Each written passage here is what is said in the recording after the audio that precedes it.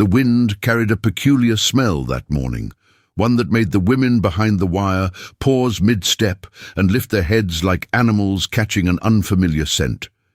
It was the 15th day of April in 1945, and the Rhine flowed cold and grey beyond the perimeter of the camp where they were held.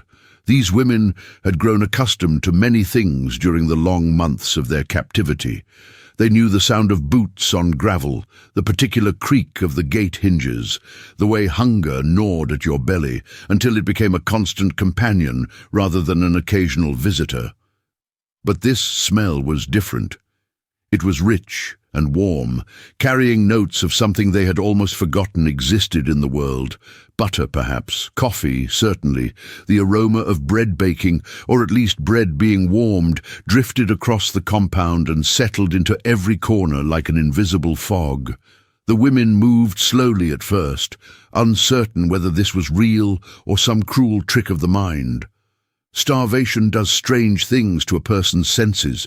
They had heard stories, whispered in the dark hours before dawn, about prisoners who hallucinated feasts only to wake and find their hands clutching empty air. But this was no hallucination. The smell grew stronger with each passing moment, and now they could hear sounds accompanying it: the clatter of metal against metal, the scrape of a ladle inside a pot, the unmistakable hiss of steam rising from something hot and liquid. Their shoes, worn so thin that some could feel every pebble through the soles, carried them forward almost against their will. The worn leather and frayed fabric that barely protected their feet from the cold ground made soft shuffling sounds as they approached the area where the Americans had set up their field kitchen. Nobody had expected kindness from their captors. For years, every broadcast, every poster, every official pronouncement had painted a very different picture of what would happen when the Americans came.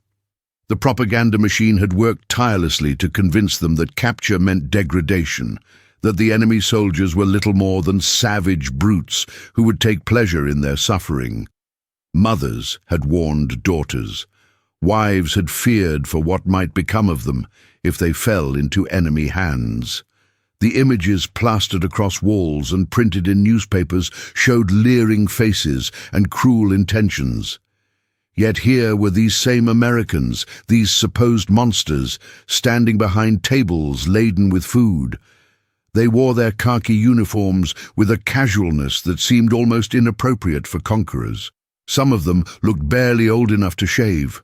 Others had the weathered faces of men who had seen too much, done too much, survived too much, but none of them looked like the demons of propaganda.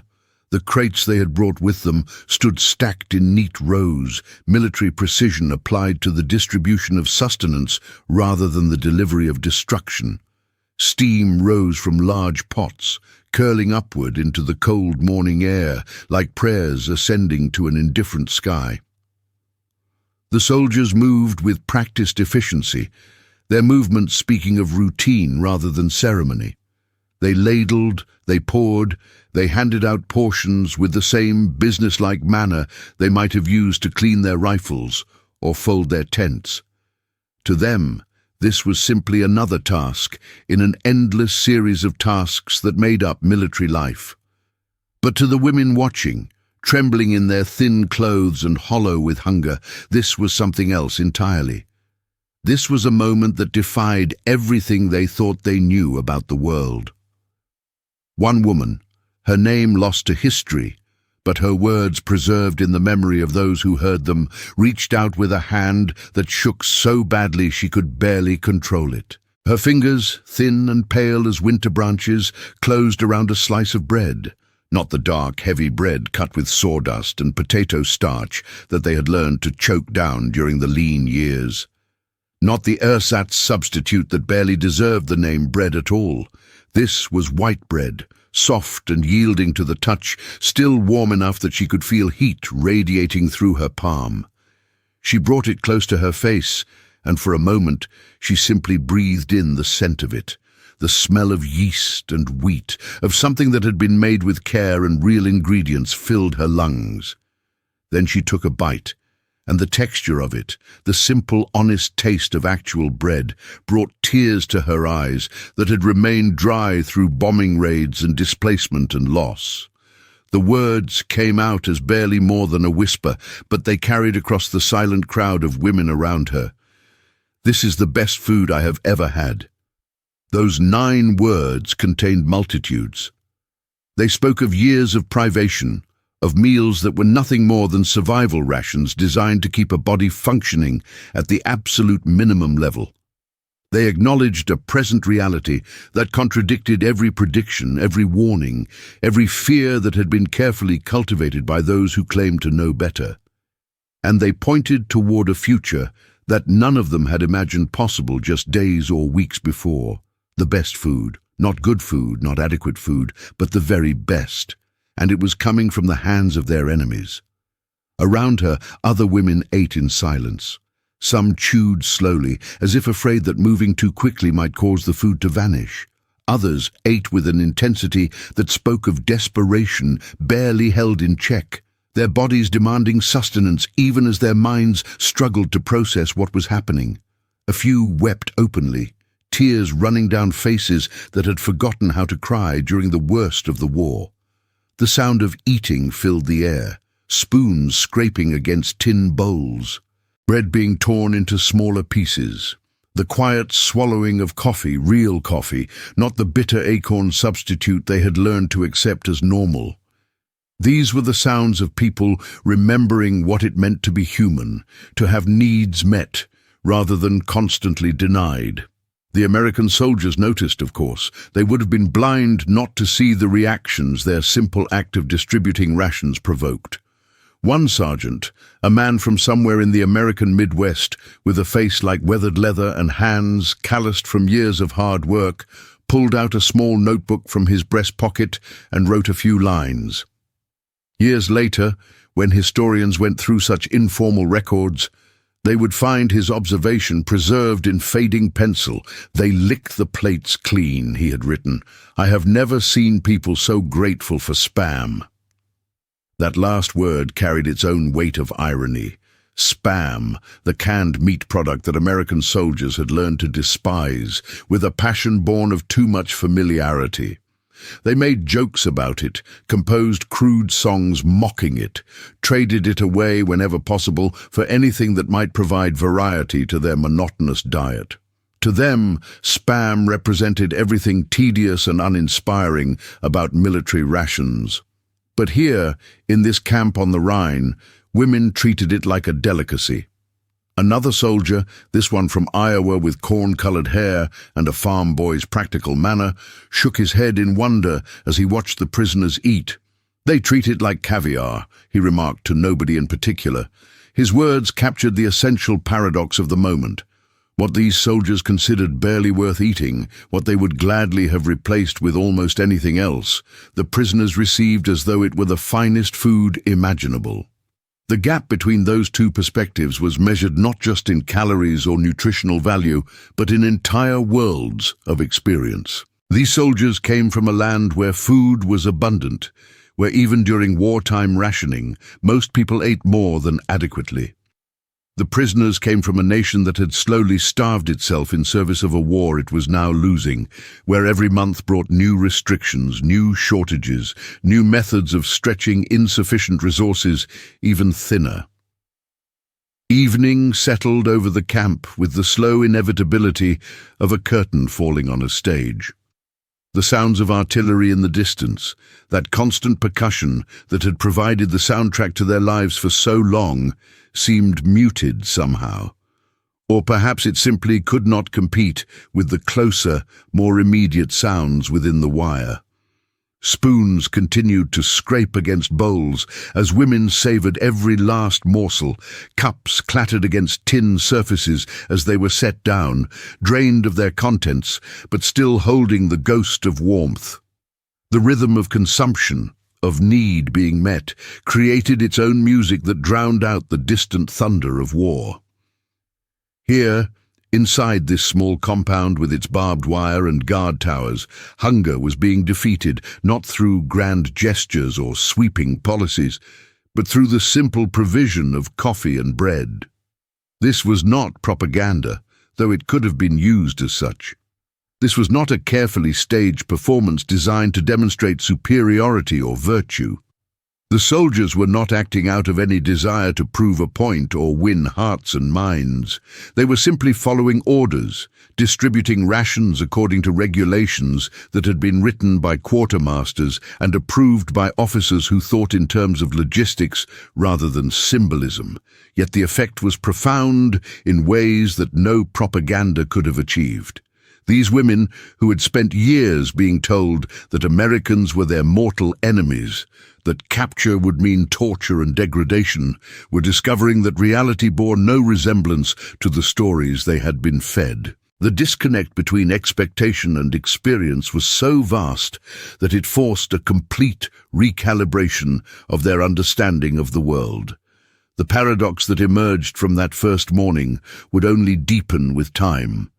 It was not simply that hungry people were grateful for food, though that was true enough.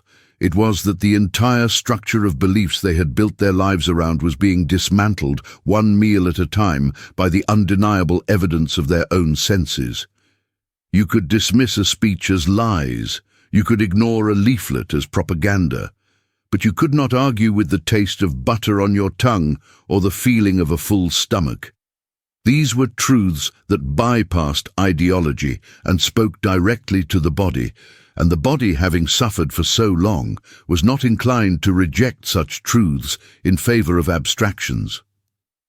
The beginning of transformation had taken root in that moment when the first woman whispered her astonishment, and it would continue to grow in ways that nobody could have predicted. The arithmetic behind what the women experienced was staggering when examined in detail. For years, the civilian population inside what remained of the Third Reich had watched their rations shrink month by month, week by week, sometimes even day by day. The system of food distribution that had once seemed adequate, if not generous, had collapsed under the weight of total war. By the spring of 1945, official ration cards in many German cities promised no more than 1,000 calories per person per day. That number itself was often more theoretical than real, as the infrastructure needed to deliver even those meager rations had been shattered by bombing campaigns and the chaos of a collapsing government. In practice, many civilians were surviving on far less. 800 calories. 600, sometimes even fewer, supplemented only by whatever could be scrounged from black markets, bartered from farmers, or grown in improvised gardens among the ruins. 1,000 calories per day is not enough to sustain an adult human being for long. It is a slow starvation diet, the kind that keeps a body technically alive while gradually consuming its own reserves. Muscle wastes away. Bones become visible beneath skin that loses its elasticity. The mind grows foggy, unable to concentrate on anything beyond the constant gnawing emptiness in the belly. Women who had once been strong and capable found themselves unable to climb stairs without pausing to rest. Children stopped growing, their development arrested by malnutrition. The elderly simply faded away, their bodies too worn to fight for survival on such meager fuel. This was the reality for millions of people across Germany in that final year of the war, a reality that had been building slowly but inexorably as the conflict ground on and resources disappeared into the insatiable maw of military necessity. The bread that people did manage to obtain bore little resemblance to anything that would have been recognized as bread in better times. Bakers, working under strict regulations and severe shortages, stretched their flour with whatever fillers they could obtain. Sawdust became a common additive, providing bulk if not nutrition. Ground potato peels, dried and powdered, went into the dough. Some loaves contained more substitute ingredients than actual grain. The result was heavy, dark, and often bitter, a substance that filled the stomach without satisfying hunger. It was bread in name only, a cruel imitation of the real thing that served primarily to remind people of what they had lost. Eating it required determination rather than pleasure, a grim necessity rather than an enjoyment. Meat had become a distant memory for most civilians. The official ration cards might promise a few grams per week, but obtaining that tiny portion was another matter entirely. Butcher shops stood empty more often than not. When meat did appear, queues formed immediately, snaking down streets as people waited for hours in hope of securing their allotment. What was distributed often could not properly be called meat at all, but rather scraps and offal that would have been rejected in peacetime. Even this was precious beyond measure. Women developed elaborate strategies for making a few ounces last as long as possible, boiling bones repeatedly to extract every trace of flavor, mixing tiny amounts of fat into vegetables to create the illusion of substance. The very concept of a proper meal, with protein and vegetables and adequate portions, had become a fading memory of a different world. Coffee, that daily ritual that had once marked the rhythm of normal life, had disappeared years before. In its place came a bitter substitute brewed from roasted acorns, chicory root, or other improvised ingredients that produced a dark liquid but lacked any of the characteristics that made coffee worth drinking. People consumed it anyway, clinging to the ritual even as the substance that gave that ritual meaning vanished. The taste was harsh and unpleasant, but hot liquid provided at least some comfort on cold mornings. Mothers carefully saved their ersatz coffee rations, hoarding them against the possibility of something worse to come. The real thing, actual coffee beans imported from distant lands where war had not yet reached, became something discussed only in wistful reminiscence, a luxury so far removed from current reality that it might as well have been made of gold. Families bartered away their possessions in desperate attempts to supplement official rations. Heirlooms that had been passed down through generations went to farmers in exchange for potatoes. Wedding rings bought bread. Fine china, silverware, anything of value became currency in an economy where food was the only commodity that truly mattered. Women who had once taken pride in their homes, in the objects that represented family history and personal achievement, watched those objects disappear one by one. The alternative was starvation, so the choice was not really a choice at all. Each transaction left them poorer, not just in material terms, but in the connection to a past that grew more remote with every passing day. Children foraged in gardens and empty lots, searching for anything edible that might have escaped notice. Nettles, dandelions, wild grass, even tree bark when nothing else could be found. They learned to identify plants that were merely unpleasant versus those that might actually be poisonous. Recipes circulated for nettle soup, for dandelion salad, for ways to make weeds marginally more palatable. These expeditions were not games or adventures, but serious efforts at survival, with real consequences for failure. A child who brought home a handful of edible plants might mean the difference between their family eating that day or going to bed with empty stomachs. The knowledge required for such foraging, which would have been considered quaint folk wisdom in better times, became essential survival information. The contrast between this grinding privation and what the American military provided could not have been more stark. The United States Army operated as a machine of abundance, powered by an industrial capacity that dwarfed anything Germany could still muster. The Quartermaster Corps, that vast bureaucratic apparatus responsible for feeding millions of men scattered across multiple continents, had refined supply logistics to an art form. Their goal was clear and specific. Every American soldier, regardless of where he was stationed or what duties he performed, should receive 3,000 calories per day. Not approximately 3,000, not 3,000 when possible. Exactly 3,000, delivered with mechanical precision through a system that treated food supply with the same seriousness as ammunition distribution. In 1944 alone, American factories, farms, and processing plants produced more than 100 million individual ration packs. These were shipped across the Atlantic in convoys that braved submarine attacks and storms, loaded aboard Liberty ships that churned across thousands of miles of dangerous ocean. The scale of this operation was almost incomprehensible. 100 million rations represented an enormous commitment of resources, labor, and transportation capacity. Each pack had to be assembled, sealed, tested, boxed, shipped, and distributed. The system required factories to produce the food, other factories to produce the containers, railroads to move everything to ports, ships to carry it overseas, trucks to deliver it to forward positions, and soldiers to hand it out at the end of the chain.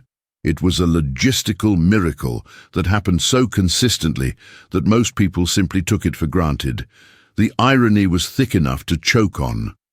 These soldiers, recipients of the most sophisticated supply system ever devised, grew heartily sick of their rations. Not because the food was inadequate in any objective sense. The rations provided adequate nutrition, sufficient calories, reasonable variety within the constraints of military logistics. But humans do not live by calories alone. The sameness, the endless repetition of the same meals in the same packaging, wore on the spirit. Canned meat appeared in every ration, whether it was wanted or not. Processed cheese, stable and long-lasting and utterly boring, showed up day after day. Powdered drinks, meant to provide vitamins and flavor, tasted artificial and unsatisfying. Soldiers longed for fresh eggs, for fruit that had not been canned or dried, for bread that came from an actual bakery rather than from a factory production line. They complained constantly, using the soldiers' eternal privilege of griping about whatever authority provided.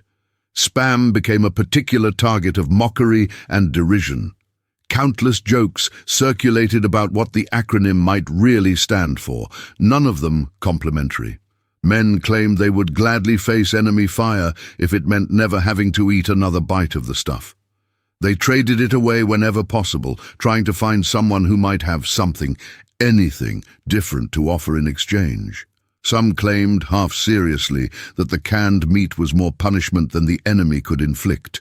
The monotony of processed food, served day after day with numbing regularity, felt like a form of torment specifically designed to break their spirits.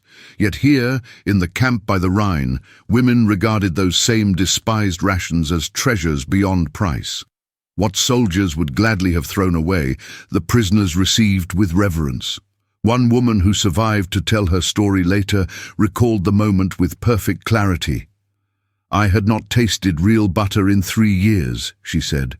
"When I spread it on bread, I thought I was experiencing a dream. The soldiers laughed and told me it was only margarine. To me it was heaven." That distinction mattered to the Americans, who knew the difference between butter and its pale imitation. They were connoisseurs of adequacy, able to detect and complain about the subtle ways their food fell short of civilian standards. But the prisoners had descended so far below even those standards that margarine seemed like the finest delicacy. The wire fence that separated the compound from the outside world became more than a physical barrier. It was a visible line marking the boundary between two completely different realities. On one side stood American soldiers, young men from a land of plenty who dumped uneaten food into trash heaps without a second thought. Cornbread that did not taste quite right went into waste bins. Canned fruit that nobody wanted to eat got tossed aside. The abundance was so complete that waste became inevitable, even built into the system. Better to throw away excess than risk leaving soldiers undernourished. On the other side of that wire stood women who pressed crumbs from their palms to their lips, unwilling to let even the smallest speck go to waste. They watched the Americans discard food and felt a mixture of astonishment and something approaching horror.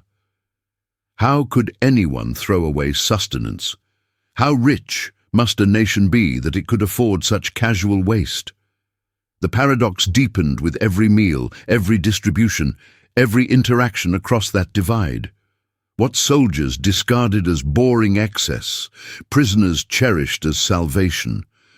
The gap between those two perspectives was not merely about different tastes or preferences. It represented entirely different relationships with the most basic necessity of human life. For the Americans, food was a given, so omnipresent that its absence would have been shocking and abnormal. For the German women, food had become the central organizing principle of existence, the thing around which everything else revolved. Every waking thought related somehow to hunger, to the next meal, to strategies for stretching insufficient resources. The Americans could afford to be cavalier about rations because they had never known what it meant to truly go without. Yet these meals served purposes beyond simple nutrition, though few of the soldiers or prisoners thought about it in those terms.